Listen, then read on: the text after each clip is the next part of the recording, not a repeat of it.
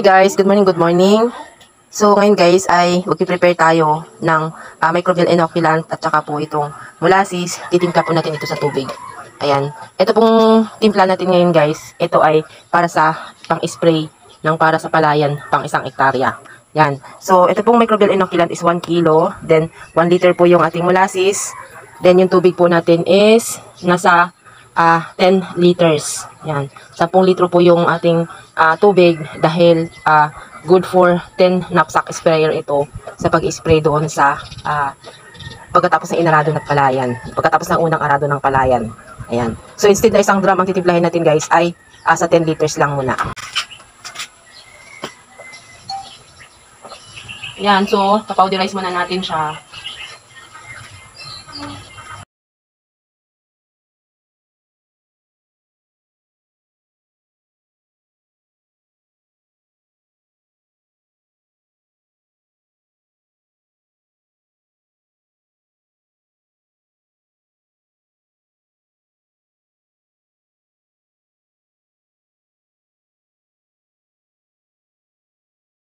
Ito yung molasses natin. Ganyan siya ka-concentrated. Yan. So, ito yung MI. Yan. So, dudurugin mo pa rin siya sa loob. Yan. At kung walang available na molasses, pwede naman yung brown sugar, yung dark brown sugar, or mascubado. So, yan. Ito. Yan. So, yan. So far, wala na masyadong namumumo dun sa ilalim. Yan. So, kung sa palayan guys, sinasala to guys ha. Kasi bumabara pa rin to dun sa sprayer, sa nozzle. Tapos, mainit yung ulo nung nag-i-spray kasi nga naman nagbabara dun sa sprayer niya. Kaya kung ilalagay po siya sa sprayer, make sure po nasasalain po siya ng double net para tuloy-tuloy. Ayan. So, ang ginawa natin ngayon guys ay pang-isahan ito. Ito na yung para sa spray sa talungan. Ito na yung spray sa palayan, sa mais, sa fruit bearing is ganito din. So, since 7 liters ito ay concentrated. Kung paano mo i-multiply para mag-turn into 200 liters siya. Na hindi mo kailangan magbit-bit ng gram. Yan. So, yan. Ganyan siya pa-concentrate. Yan.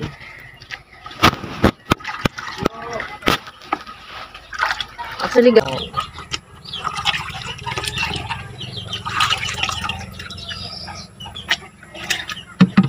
yung pa na shout out guys ha, yung mga mga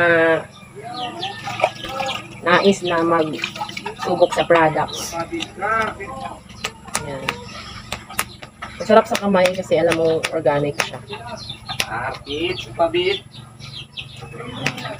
So guys, babad natin to for 8 to 10 hours or 12 hours ganon. So ang function din nito guys, halimbawa ginamit mo to within 10 hours, yung microorganism niya ay katulad ng isang 18 years old na tayo. Kung 18 years old tayo, sobrang nating lakas. Kung pinaabot mo pa siya ng 24 hours, para na siyang 40 years old, medyo masakit ng balakang. Pag 36 hours mo na siyang naibabad at hindi mo pa rin nai-spray sa palayan, hindi mo pa rin naididilig sa iyong tanim, ay para na siyang senior citizen. Hindi bagat live microorganism siya. At the same time, nag-evaporate siya guys habang tumatagal na nag-stay siya dyan. Pero once na nilagay mo siya sa lupa, outright nag-work out agad siya. At hindi na siya nawawala dun sa lupa. Kapag ka po nilagyan mo siya ng chemical yung lupa, hindi pa rin po siya mamamatay. Magsiserve lamang siya. Tapos ang kagandahan pa niyan, kapag nilagay mo siya doon, yung mga residents microorganism doon sa lupa, o mga ano natin doon, mga microbio, ay magpa-function sila kasi friend sila nito.